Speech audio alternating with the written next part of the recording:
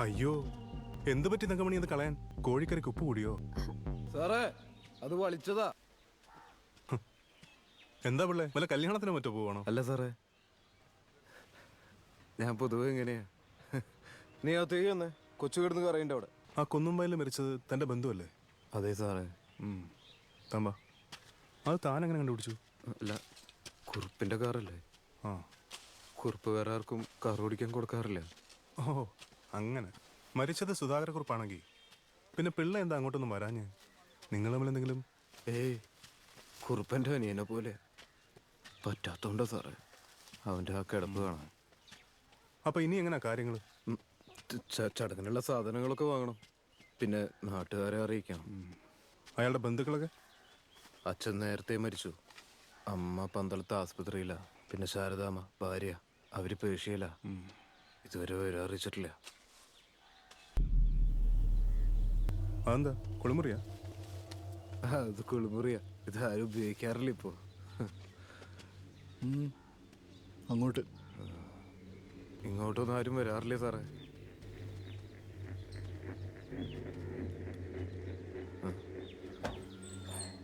എന്താ സാറേ?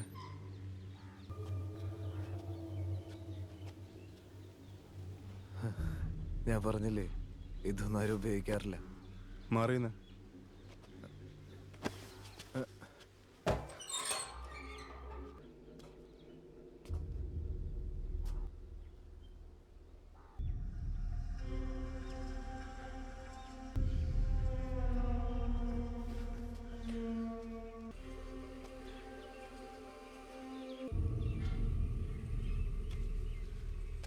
പിള്ള ബാർബർ ഷോപ്പിലൊന്നും പോകാറില്ലേ?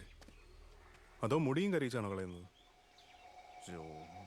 ആ, അത് തന്നെ. ആ കൈയൊന്ന് മടക്കേ. ഇല്ല സാറേ, ഇതാ ഭംഗി. മടക്കടാ, മടക്കടാ, മടക്ക്. മടക്കിക്കോ.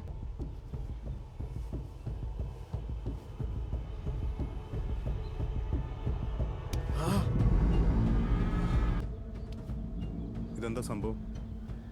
രാവിലെ തീ കഴിഞ്ഞാൽ പറ്റിയതാ. ഇതും തീ കാഞ്ഞപ്പോൾ പൊള്ളിയതായിരിക്കും അല്ലേ? ജോണി സർ, ഇതിനകത്ത് എന്തോ ഇട്ട് കത്തിച്ചിട്ടുണ്ട്, എന്താണെന്ന് കണ്ടുപിടിക്കണം. ആ കരിഞ്ഞ മുടിയും ആ തീപ്പെട്ടിക്കൊള്ളിയും രണ്ടും ഫോറൻസിക് ലാബിലേക്ക് അയക്കണം. Yes sir. പിന്നെ ഇവനെ അങ്ങ് എടുത്തോ.